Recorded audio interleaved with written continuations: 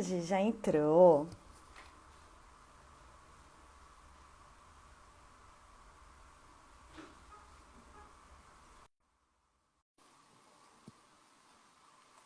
Boa noite para todos que estão chegando, Rafa. Oi, Oi, Gi. Gi! Tudo bom, Flá? Tudo bom e você? Saudade de você. Saudades. Só assim pra gente se ver, Gi? Pois é, né? Nesse mundo virtual, né? Tá todo mundo agora, né? Tá, menina, só isso agora. Eu falei, agora a internet é que a gente tem que investir. É. O bom é que a gente destrava um pouquinho do medo da tecnologia, né? Ah, eu já tô expert. Destravei totalmente. Ah, eu quero saber tudo. Tô sabendo que a senhorita tá que Aprendi, fiz tá. uma faculdade de tecnologia esses dias. Ai, que delícia, né? Acho que a gente tem que se adaptar mesmo, né? Era uma coisa que a gente meio que evitava, né? Eu digo assim para as mães, né, que eu jamais recomendaria atendimento psicopedagógico à distância. Jamais. Sim, Mas, também. né, na necessidade, eu vi que tá muito certo. Uhum, exatamente. A gente se reinventa, né? Se reinventa, exatamente. Gi, a gente vai fazer o seguinte, ó. Você tá vendo uma setinha aí embaixo, né? Uhum. Clica na setinha e vou convidar todos a fazerem o mesmo. Clica na setinha que está embaixo, a gente vai mandar para algumas pessoas no direct para convidar, para virem agora para Ah, nossa live, pode ser? beleza. Tá. Vamos lá, Posso galera. clicar em Vamos. várias aqui? Pode, sem limites.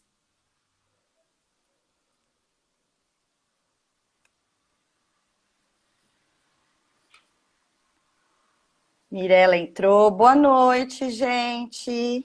Muito feliz que vocês estão aqui com a gente. Ó, eu e a Gi, a gente gosta muito de coraçãozinho, viu? Isso, vocês capricham no coraçãozinho pra gente. Oi, Ale. Ai, que linda. Para vocês receberem bastante conteúdo que a gente posta aí para vocês, com muito carinho. Gi, tinha muita gente doida para ver essa live com você, viu? Ah, é? É, Ai, meu tá todo Deus. mundo curioso. Ah, que legal. Legal, né? Que bacana. Olha quanto coraçãozinho, adoro. Aê, gente, muito obrigada. Então vamos lá, vamos começar? Vamos. Vamos começar que a live passa muito rápido, apesar de ter uma hora de Sim, duração, né? Passa voando. verdade. Então vamos lá, quero dar boa noite para todo mundo que está entrando agora. Eu sou a Flávia, para quem não me conhece, está chegando agora aqui no Insta, porque veio a convite da Gi. Eu sou psicopedagoga, sou professora também. Conheci a Gi numa ONG, na ONG Vivere, onde eu aprendi demais, sou eternamente grata por ter trabalhado lá. Trabalhei por um ano, foi uma experiência maravilhosa. Conheci pessoas especiais, né? E a gente mantém contato até hoje. E hoje eu resolvi trazer a Gi para cá, que a Gi é uma fono assim exemplar, gente. Eu não tenho nem o que falar da Gi, assim, admiro muito o trabalho dela. Hoje a gente vai falar um pouquinho sobre alguns assuntos aí de consultório, mas primeiro, nada melhor do que a Gi se apresentar para vocês, né? Então eu passo a Uhum. palavra para você, Gi. Bom, primeiro eu quero agradecer, é um prazer imenso assim estar aqui, a seu convite, né? A Flávia, como ela disse, a gente se conheceu na Vivere, né? Uma ONG em Osasco, onde a gente fez alguns trabalhos juntas e realmente foi assim, um carinho enorme, a gente nunca perdeu contato, a gente sempre tá se falando, né? E assim, eu sou fonoaudióloga, já tenho aí 24 anos. Nossa, quando eu falo isso, eu me sinto tão velha. 24 anos de estrada. Fiz algumas especializações, fiz especialização em ortodontia, fui trabalhar com ortodontista pediátrico para trabalhar com toda essa parte de musculatura orofacial. Trabalhei muitos anos com ele. E depois entrei na área da educação, era uma fonoaudióloga que nunca tinha trabalhado com educação, não sabia trabalhar com educação, sempre tinha trabalhado com dentista.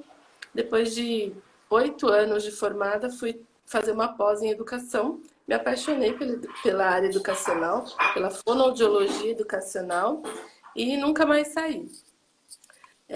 Hoje eu faço fonoaudiologia clínica, educacional, sou psicopedagoga, me especializei também em linguagem e aprendizagem, que tem os transtornos, todos aqueles transtornos de dislexia, transtornos globais do desenvolvimento, do neurodesenvolvimento. Fui fazer autismo, aí autismo, você cai no autismo, aí você tem que fazer o ABA, você tem que fazer o Denver, você tem que fazer prompt, você tem que fazer PECs, enfim, né? A gente nunca para de estudar, né, Flá? E a Não. gente gosta, né? E pior que a gente gosta. A gente gosta bastante de estudar, então a gente sempre está em curso, sempre, né, trocando figurinhas aí de casos que eu falo, o que eu sei fazer, não me dá uma panela de arroz, eu sempre falo, não me dá uma panela de arroz, dá um paciente no consultório, eu vou ficar mais feliz. Adorei! Então, assim, eu gosto muito, né, de atender, eu gosto muito de pensar nos casos. Quando chega um caso novo, é sempre assim um grande desafio, né? Eu quero estudar, se eu não sei, eu falo quanto mais difícil, melhor, porque daí me faz com que eu estude, vá atrás, porque eu quero sempre ajudar aquela pessoa que me procurou. Sempre falo assim, as pessoas não aparecem na nossa porta por acaso, né?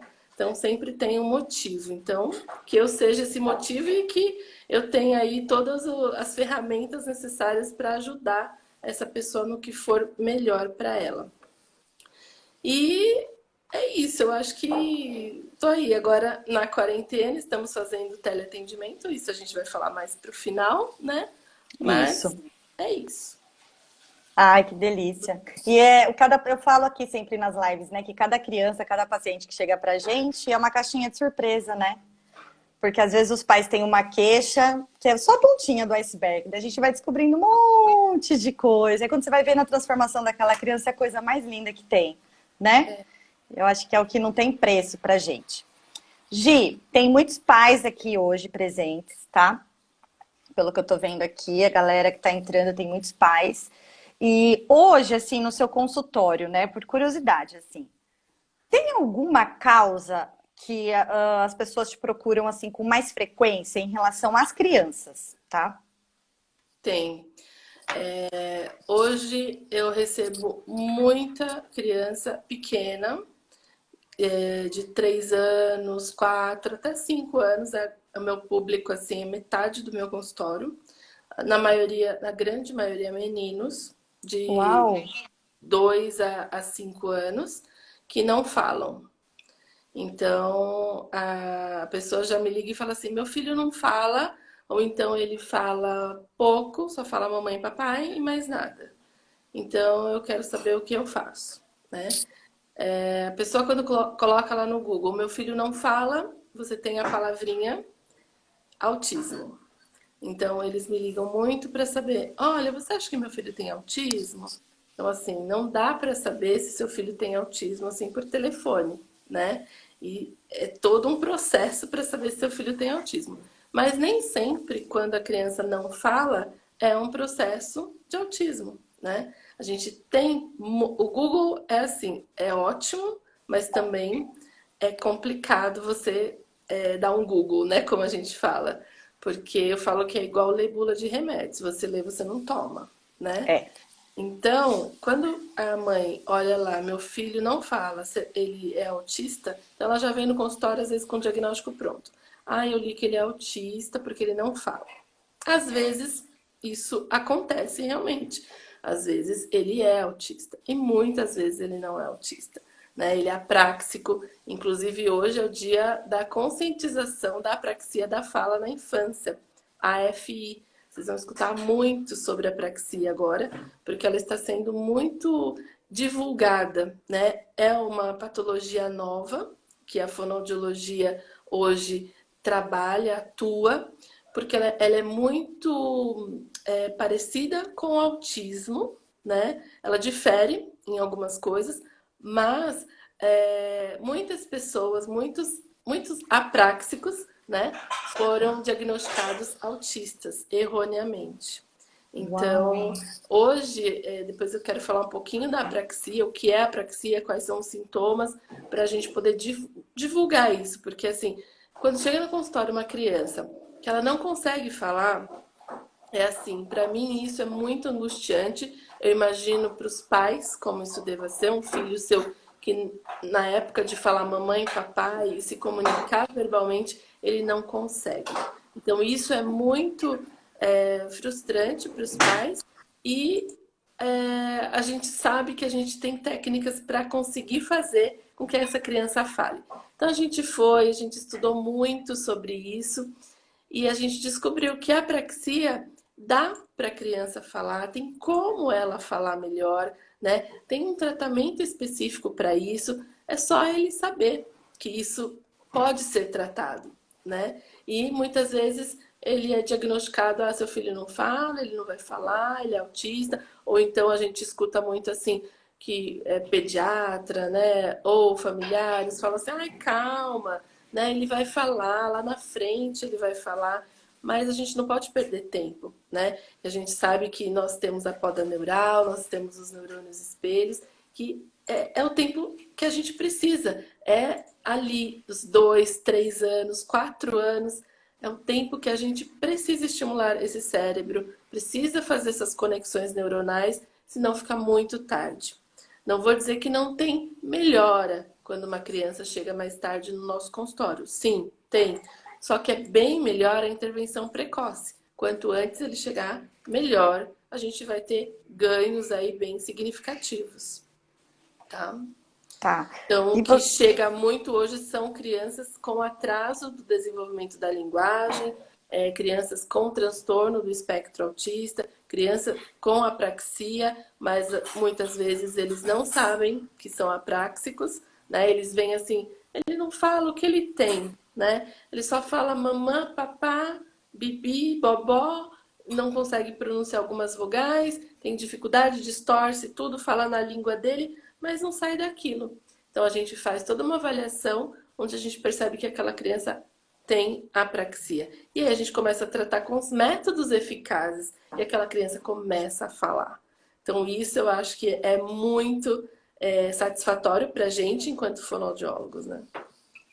com certeza. Agora sim, desculpa, você percebe essa grande quantidade de crianças que não falam até os 3 anos. Qual seria a causa, assim? Você vê uma falta de estímulo em casa, ou você vê que é o momento da criança, tem as causas também, né, de distúrbios e tudo mais que a gente está falando, mas quais são as causas, assim, que não é um problema sério da criança? O que que você acha que falta ali os pais estimularem? Por que que às vezes as crianças não falam e às vezes custa muito pouquinho para ela falar? Ah, então, hoje as crianças elas são submetidas muito cedo a aparelhos eletrônicos, né? As telas. Então eu falo assim, no meu tratamento é assim, você quer que seu filho fale? Então a gente vai zerar telas. Zerou telas, eu falo que é meio caminho andado, né? E a estimulação, né? Muitos pais, né, eles vêm às vezes de outras áreas, não são que nem nós, né, fonoaudiólogo, pedagogo, já senta no chão e Uhum, brinca com o filho, com o sobrinho, brinca com o cachorro, brinca com todo mundo, né, que vê na frente. A gente é da sim. área, né? Então a gente já nasce brincando com criança, né? É muito espontâneo nosso. Só que nem todos são assim. Assim como eu tenho dificuldade, né? Estava tendo dificuldade com a tecnologia, com essa área de toda informatização, para entender o que fazer nesse computador, eles têm dificuldade em fazer com a criança, de sentar no chão, às vezes para a gente que é muito simples, ah, vamos brincar de casinha, vamos ler um livro, vamos cantar uma música, para esses pais que às vezes não são da área, advogados, médicos, área da tecnologia da informação, eles trabalham com máquinas muitas vezes, eles não trabalham com pessoas, nem com crianças, né? Então eu acho que falta, às vezes, esse estímulo de brincar, de conversar, né? Muitos não sabem que a criança pequena entende, né? E que a gente precisa estimular essa conversa. Muitas crianças ficam com babás e às vezes essas babás elas são idosas e elas já não conversam mais com essas crianças, né? Ou são muito novinhas, que também não estimulam adequadamente, né? Deixam lá vários brinquedos, ou então deixam o tablet, o iPad, a TV ligada e tá fazendo tudo certo na cabeça deles, né? Tá Uhum. cuidando porque tá trocando, tá dando alimentação, né? As questões básicas de saúde ali, de higiene, alimentação. Mas falta o quê? Falta o cognitivo, falta trabalhar essa comunicação, estimular, porque antigamente a gente não tinha televisão, a gente ia pra rua, né? Ou a gente tinha um monte de primo na casa da avó. Eu, por exemplo, fui criada com um monte de primo na casa da minha avó. E não lembro de ficar vendo TV. Era brincadeira o dia inteiro, né? Sim. Estimulação.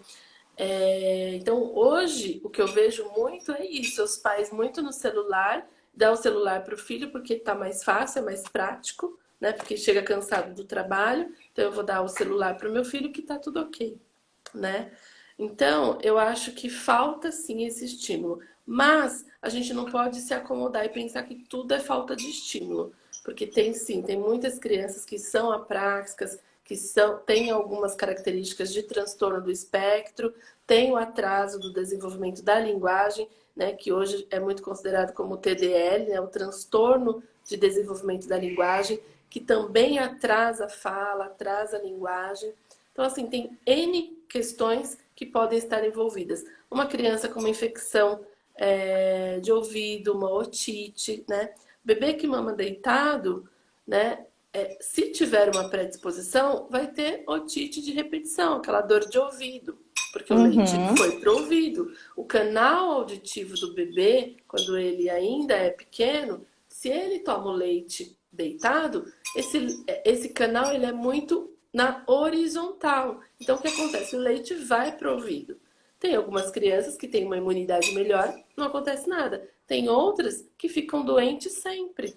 E aí, quando a gente vai fazer toda essa investigação, a gente descobre que é isso, que é mamar deitado. Tem otite de repetição.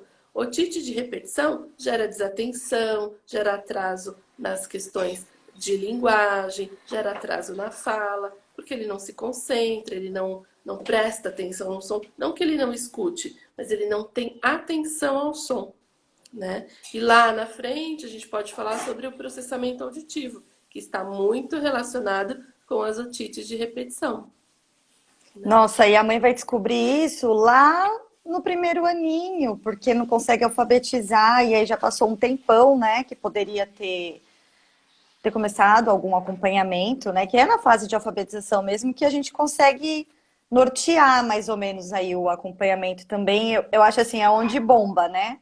Onde fica escancarado. Então, às vezes a criança é mais quietinha, ou às vezes é desatenta, mas até a educação infantil, tá levando, não é tão gritante assim. Quando chega na alfabetização, eu percebo que realmente fica muito mais evidente. E aí, poxa, já se perderam tantos anos, né? Mas como você disse também, os pais não têm essa formação, essa percepção que a gente tem como profissional, né? Então é isso que eu queria trazer isso para eles mesmos, essas informações. Deixa eu ver aqui que tem umas perguntas aqui das mães já. A Mirella falou que o filho dela começou as primeiras palavrinhas agora, com 3 anos.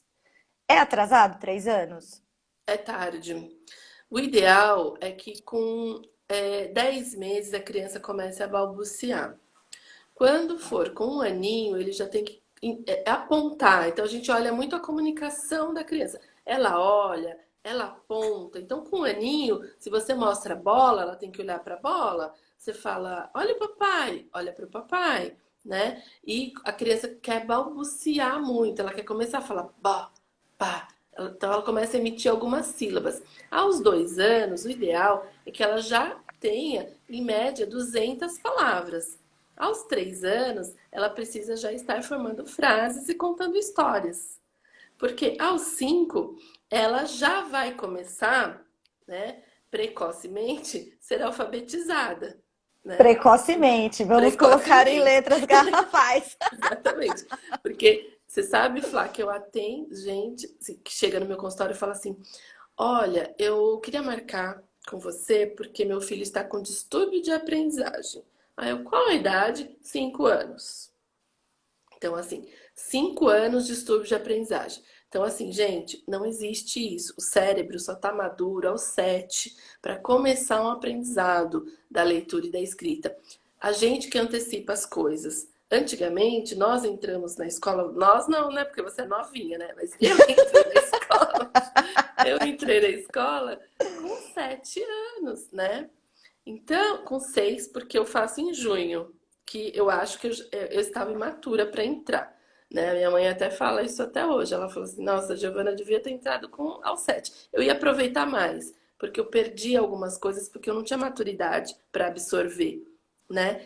E a gente não tinha esse monte de estímulo que tem hoje, né? Então, hoje, com 5 anos, é o que eu falo. Tem crianças que, se você estimular, com 4, ela tá aprendendo tudo, porque criança é assim, você estimula, ela aprende, né? Uhum. Mas a gente não pode exigir daquelas que não aprendem.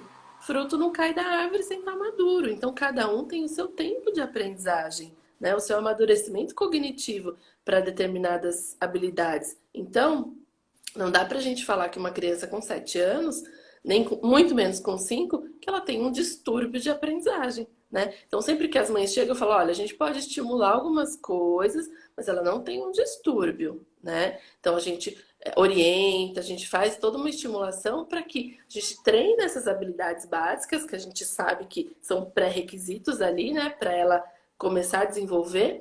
A gente vai observando se ela canta musiquinha. Então, às vezes, na pré-escola, a gente já tem alguns indícios que nos mostram como vai ser essa criança lá na fase de alfabetização. Então, se ela na pré-escola, ela já troca letras na fala, ou ela já tem dificuldade de memorizar musiquinha, aquelas micagens de musiquinha lá, cabeça, ombro, joelho e pé. Ela já não consegue fazer a música da borboletinha, ela canta mais ou menos, não tem uma boa articulação. Opa, a gente tem que ficar com a antena ligada com essa criança, mas não que ela tenha um distúrbio ali, né? Então a gente vai ter que observar, dar alguns exercícios para ela fazer, algumas atividades bem lúdicas, para que ela possa seguir. Mas é essa orientação, né? Não que seja um distúrbio. Sim. Ó, a Cindy tá falando, meu filho de 2 anos e 6 meses ainda não fala quase nada. Preciso levá-lo já à fonoaudióloga? Quantos anos? 2 anos e 6 meses. Não fala nada? Quase nada. Então, precisa levar, por quê? Com 2 anos e 6 meses, ele teria que estar falando pelo menos 200 palavras, né? A criança com 2 anos, ela já tem tudo para se comunicar, né? E por que que ela não está se comunicando? A gente precisa ver. É a chamada preguiça, porque às vezes a preguiça que a gente chama é a falta de estímulo, né? Talvez ela esteja preguiçosa porque ela não está recebendo os estímulos adequados. Então, se ela às vezes é uma criança, eu sempre falo assim para os pais: o seu filho fica mais do que 30 minutos por dia em frente a uma tela? Eles arregalam o olho e falam assim: muito mais. E a gente sabe que fica mesmo, né? Então eu falo assim: Aham. então, vamos tirar? Vamos. Ah, mas como que eu vou tirar? Uma vez eu escutei de uma mãe assim: nossa, existe um mundo perfeito, né? Só faltou ela falar: o mundo da fonoaudiologia. Porque é um mundo perfeito, sem tela, sem chupeta, sem mamadeira. Eu falei, não, não é que é mundo perfeito, é que nossa, é o nosso papel orientar o que é adequado no seu caso. O seu filho não está falando. No caso dela, ele estava com 5 anos, ele não estava falando nada. E a gente sabia que era falta de estímulo, né? Muito ali tinha falta de. Tinha outras questões? Tinha, mas boa parte é falta de estímulo. Então, assim, e assim, não tem como. A gente precisa trabalhar com essa família, a gente precisa mudar posturas. Então, no meu tratamento, eles, quem são meus pacientes, eles já sabem que eu sou chata, que eu pego no pé, que eu falo, e aí, tirou TV? Tirou TV? Zerou tela? Eu falo, ó, é um processo, mas eu tô cobrando esse processo. Não precisa ser da noite pro dia. Não precisa ser na próxima sessão, né? Só que assim, eu vou cobrar, porque senão não dá certo. Daí, eu fui na fonoaudióloga Giovana e meu filho não falou, meu filho não melhorou. Por quê? Porque eu tirei telas, né? Porque eu não fiz tudo que ela pediu. Então tem todo um ritual ali que a gente fala que eles têm que seguir para que dê certo o tratamento, né, Flávia? Você sabe. Se a família não veste a camisa, né? Não adianta, né? É, porque a Não gente vê a funciona. criança, né, uma, duas vezes na semana, depende do caso, mas a família tá todo dia com a criança, né, e acaba desconstruindo o que a gente está tentando ali remar contra a maré, né? A gente tenta, tenta, tenta, mas em casa é feito ao contrário, então é legal mesmo essa conscientização, né? A gente tocar esses Exatamente. pais, tocar o coração deles, porque é difícil mesmo tirar as telas, né? Mas é necessário, Sim. né? Mudanças, né? Bom, Mudar, educar não é fácil. Não, enfim, tem uma série de questões aí, né? sim. A psicóloga Danusa, ela está falando para você falar um pouquinho do transtorno de desenvolvimento da linguagem. Deixa eu só passar aqui as outras perguntas, porque a gente vai falar um O pouquinho dos TDL. transtornos, né? Isso, TDL. Deixa eu ver mais o que eles estão Tá. comentando aqui. Bastante gente aqui com a gente, que gostoso. Opa, voltei. Aí. Quem precisa de consulta são os pais. A Bruna falou aqui. Eu falo que é É mais fácil trabalhar orientação, com elas né? do que com os pais, né? É. Gi, eu vou perguntar agora, assim, uma coisa que, como professora, tá? Eu tinha muita dificuldade no começo para identificar. Depois a gente pode falar também do TDL. Qual é a diferença entre o déficit de processamento auditivo e a dislexia? Tá. Então vamos pensar. O que que é primeiro a dislexia, né? A dislexia é um transtorno neurobiológico, então tá lá no cérebro, que todas essas crianças que elas têm uma dificuldade grande em processar é, os códigos escritos, né? Então, a dificuldade grande na leitura e na escrita, porque o cérebro não consegue esse processamento. A gente tem que trabalhar para que eles consigam processar essa sequência de símbolos gráficos, tá? E o déficit no processamento auditivo é a dificuldade no processamento auditivo. Aí o que, que a gente encontra, por exemplo, sabe aquela criança que está lá na escola, ela vai, o dislexia, então aquela criança, os dois são muito inteligentes, tá? Isso não tem a ver com déficit cognitivo, os dois são muito inteligentes, só que, por exemplo, na aprendizagem, a criança com dislexia, se você fizer uma prova oral para ela, ela vai muito bem, porque ela consegue entender, se você falar sobre vulcões, né? E explicar para ela todos os vulcões, os geysers que acontecem no mundo e tal, ela, se você der isso escrito para ela, vai ser muito difícil dela decodificar essa leitura, por isso que a compreensão vai ficar prejudicada, né?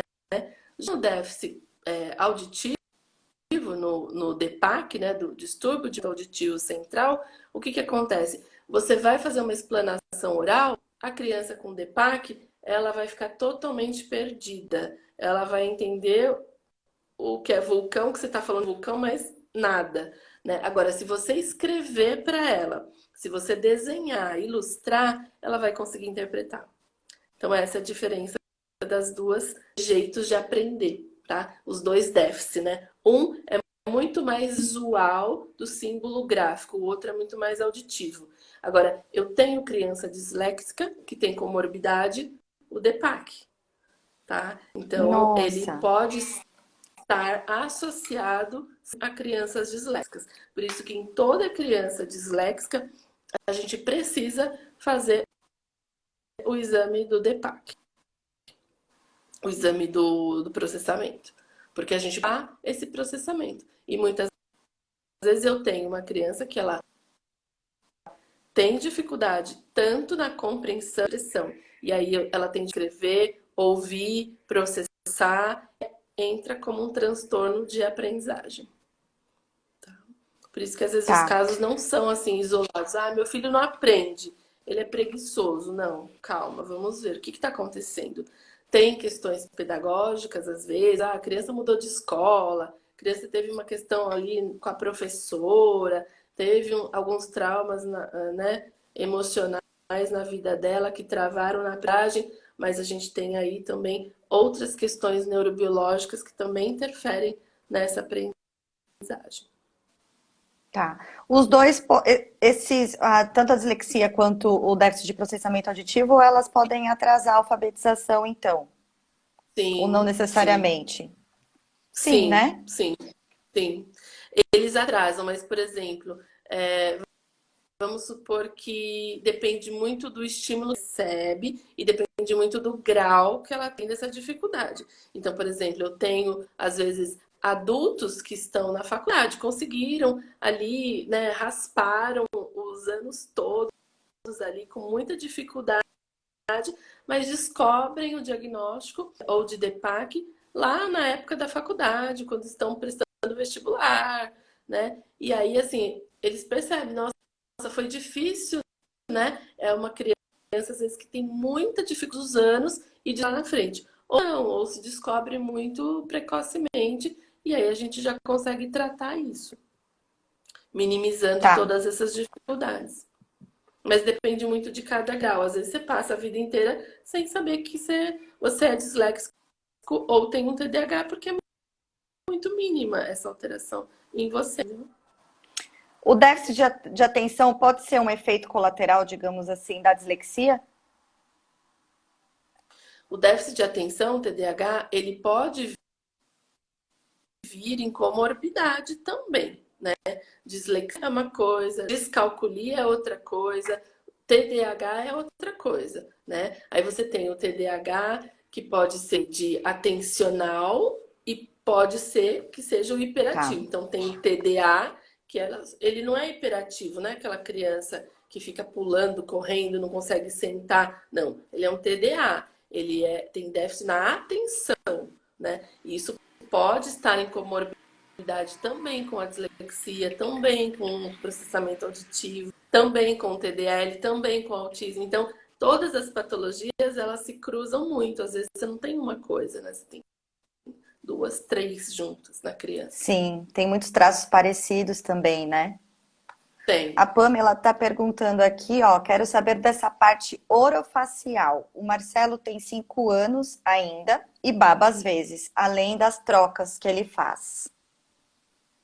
Então, essa parte orofacial é assim, nós precisamos avaliar toda essa parte, né? Lábio, língua, bochecha, isso a gente avalia desde quando a criança.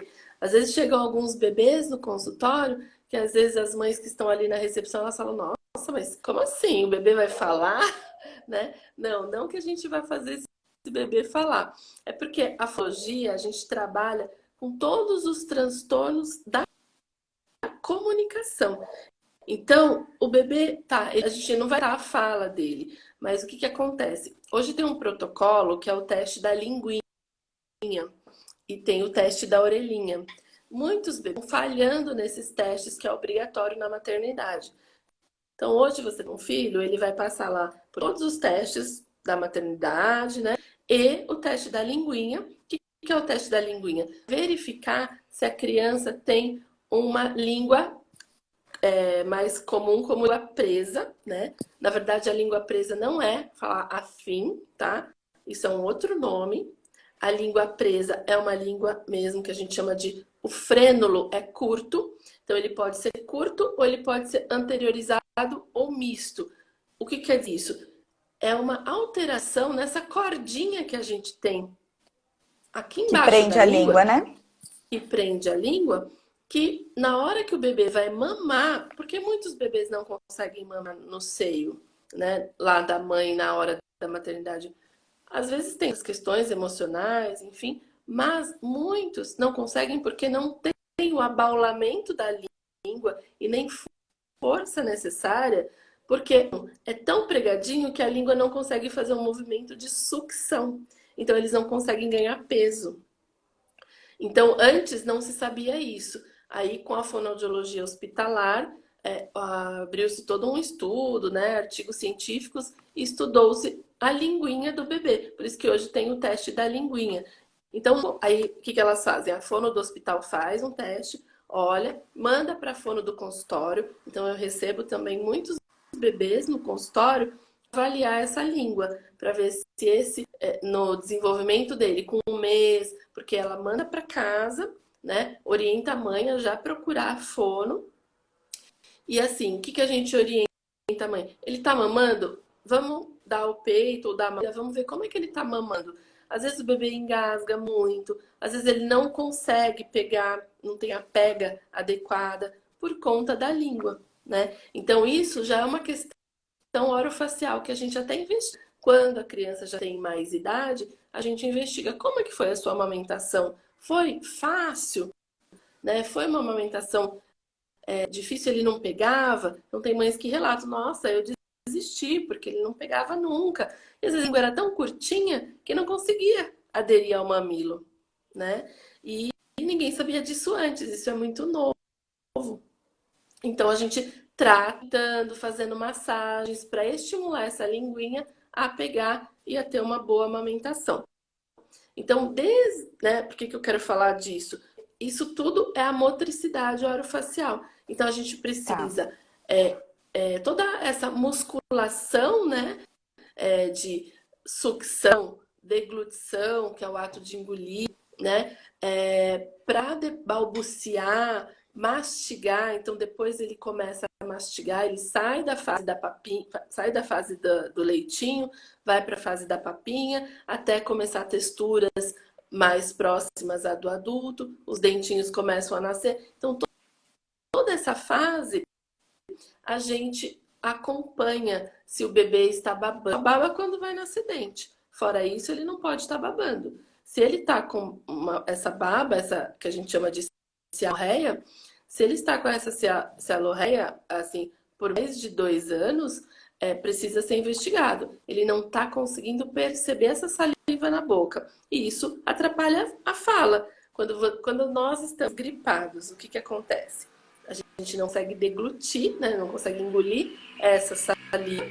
Consequentemente, a nossa fala sai estranha, né? Quando a gente está com o aparelho na boca, quando a gente está com alguma coisa na boca, não dá para falar corretamente. Então, automaticamente, se ele está babando, é porque ele não está conseguindo deter essa saliva e engolir essa saliva. Então, ele está com uma dificuldade. A gente tem técnicas para isso, então pode levar na fono, que a fono tem técnicas para fazer com que essa criança pare de babar e comece a falar melhor, né? Isso tudo tem que ser avaliado, tem que ser investigado. É caso por caso mesmo, né? Caso por caso. São muitas demandas. Nossa, muito interessante. O teste da linguinha já faz na maternidade? Sim, já foi aprovado, já tem acho que 4 anos que foi aprovado. Antigamente não tinha. Então a gente esperava, né?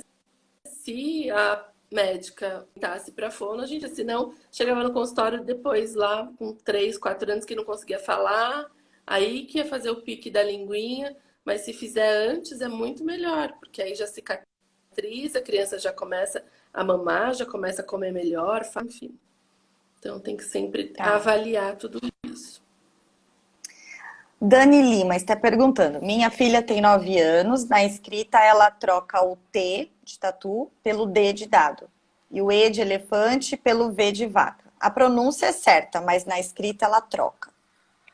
Tá, então o T e o D, eles fazem, eles são fonemas muito parecidos, né? Que a gente chama surdos e sonoros. Então o T, né, é o mesmo ponto da língua que eu coloco, ó. T, D, o mesmo lugar. Só que o que muda é a produção do som. Então, provavelmente, ele não está... Ela ou ele? Ela. Ele ou ela? Ela não está percebendo, porque tem uma sutileza entre os sons. Então, e essa sutileza é auditiva. Então, quando a gente tem crianças que trocam letras de ordem auditiva na escrita, a gente pensa em questões auditivas. Não que ele não escute, que eu sempre falo assim, ó, ter problemas de processamento auditivo não é ter problemas de audição, de acuidade auditiva. Eu fazer um exame, por exemplo, o teste da orelhinha, que as mães fazem na maternidade. com as crianças e deu tudo ok, significa o quê? O som entrou. Agora, o som entrar, ok, significa que está passando o som. Mas o que acontece com esse som? Chega no cérebro, ele consegue processar esse som? Então, o processamento auditivo, o próprio nome já diz, que avalia a capacidade de armazenar esse som e depois dar uma resposta. Então, é mais ou menos assim: a professora chega na sala de aula, tem lá as crianças e ela fala assim: abram todos o livro de matemática na página 10 e façam o exercício número 2. Vai ter metade da sala que vai conseguir, vai ter alguns que vão conseguir abrir, né, na página, ir lá no exercício e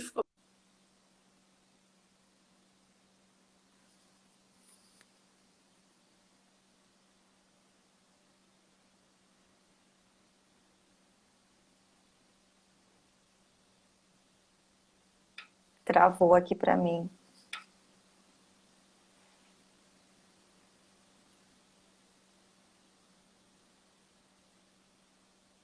Voltou? Você tá me ouvindo? Não? Eu vou derrubar você e vou te chamar de novo, tá? Que eu não tô te ouvindo.